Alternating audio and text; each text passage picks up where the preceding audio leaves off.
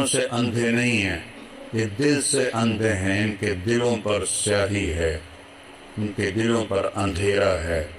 جیسے آنکھوں والا اندھا ہو جائے تو دیکھ نہیں سکتا، دل کی آنکھیں جب اندھی ہو جائیں تو اسے صحیح اور غلط کی پہچان نہیں رہتی، حق اور باطل کی پہچان نہیں رہتی، اسے جھوٹ اور سچ میں فرق نظر نہیں آتا، اسے زنا اور نکاح میں فرق نظر نہیں آتا، اسے شراب و شربت میں فرق نظر نہیں آتا، اسے ظلم اور انصاف میں فرق نظر نہیں آتا، اسے رحم اور سنگ دلی میں کوئی فرق نظر نہیں آتا، اسے سود اور پاک حلال رزق میں اسے کوئی فرق نظر نہیں آتا، اسے رشوت کے پیسے اور تنخواہ کے پیسوں میں کوئی فرق نظر نہیں آتا، اسے لوگوں کے حق مارنے میں اور حق دبانے میں اور حق دینے میں کوئی فرق نظر نہیں آتا، کیونکہ آنکھیں اندھی ہو چکی، آنکھیں اندھی۔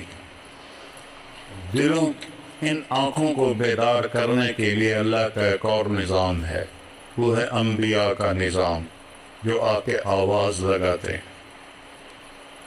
حالات معمول پہ چل رہے ہیں، جھوٹ بھی چل رہا ہے، قتل بھی چل رہا ہے، بت پرستی بھی چل رہی ہے، اور پتھروں کے آگے سجدے ہو رہے ہیں، ابھی تک گائے کے پیشاب کیے جا رہے ہیں۔ یہ نظام چل رہا ہوتا ہے کہ ایک دم ایک آواز پورے نظام کو ہلا کے رکھ دیتی ہے، یا قوم اعبدوا اللہ ما لکم من الہ غیرہ۔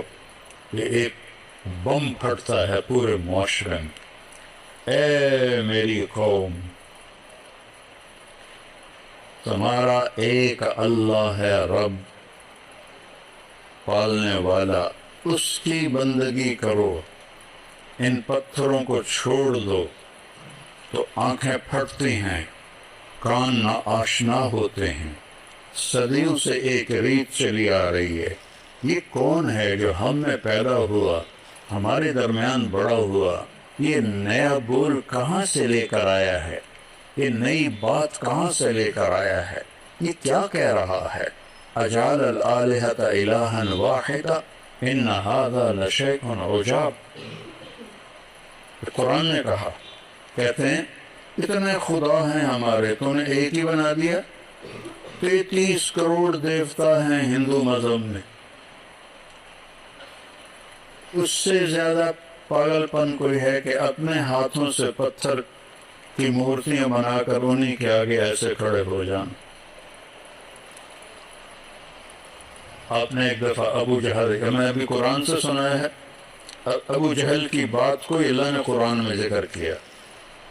آپ نے کہا، یا ابا جہل کلمۃ واحدۃ لو تؤتونها لدانت لکم العرب والعجم۔